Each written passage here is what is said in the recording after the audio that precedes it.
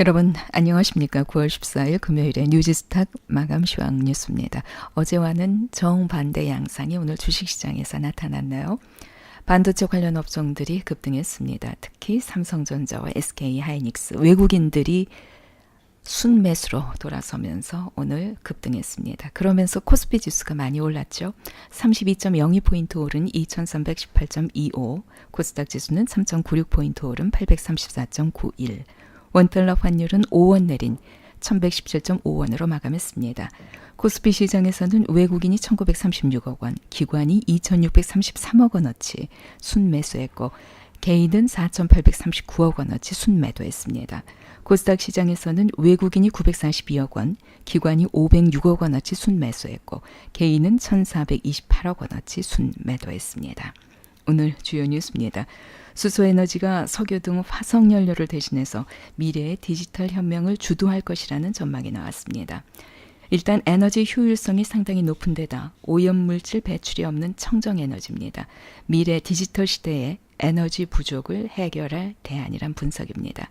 미국 샌프란시스코에서 열린 제3차 수소위원회 총회에서 맥킨지는 이와 같은 내용의 연구 보고서를 발표했습니다. 관심 종목은 현대모비스, 성창오토텍 등입니다.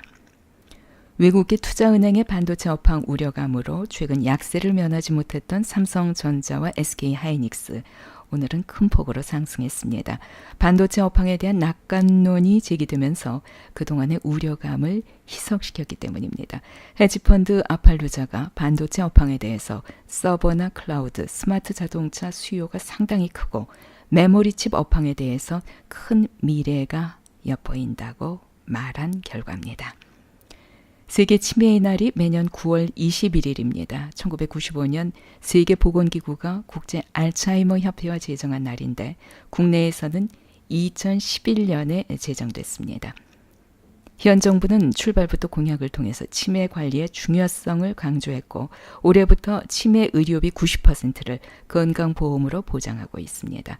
치매 관련 예산이 그에 따라 급증하고 있습니다. 최근 10년 사이에 치매로 인해서 병원 진료를 받은 환자가 3.6배나 증가했고 관련 진료비도 7배 이상 증가했습니다. 급격한 인구 노화와 함께 정부의 적극적인 치매 관리 정책이 의료 현장에서 실효를 거두게 될 것으로 보입니다. 관심 종목은 메디프론, 동아ST, 차바이오텍, 시트리 등입니다.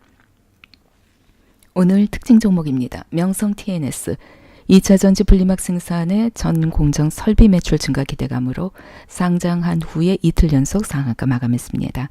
현대바이오, 유럽 화장품 시장 진출 기대감으로 상한가 마감했습니다. SK하이닉스, 반도체 업황에 대한 긍정적인 전망으로 4.3% 상승 마감했습니다. 태광, LNG선 관련 피팅 수주 실적 증가세로 8.72% 상승 마감했습니다.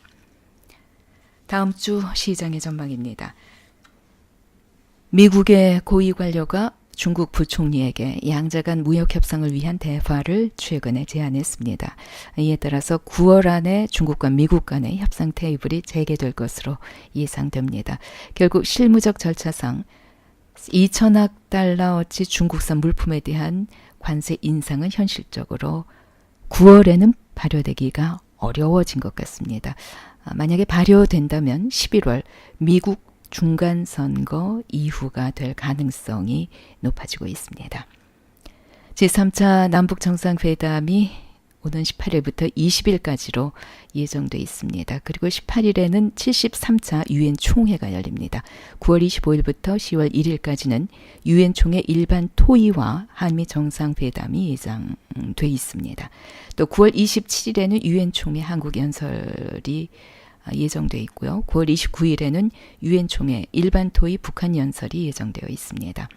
남북 정상회담과 관련해서 기업들이 동행한다고 하죠. 경협에 대한 논의가 있을 것으로 보이는데 하지만 핵신고를 시작으로 하는 비핵화 절차 개시 이전에는 북한에 대한 제재 완화가 어렵다는 점에서 경제협력 구체화에 대한 것은 기대감만으로 부각되지 않을까 예상됩니다.